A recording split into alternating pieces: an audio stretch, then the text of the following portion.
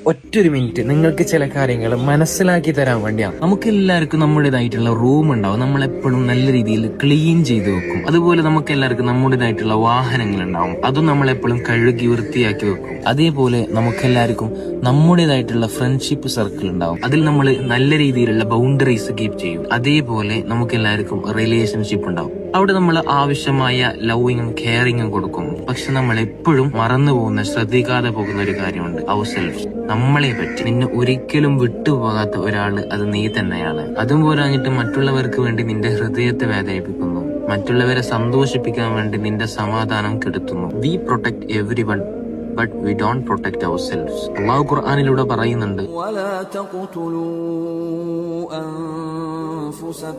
നിങ്ങൾ നിങ്ങളോട് തന്നെ അക്രമം കാണിക്കരുത്.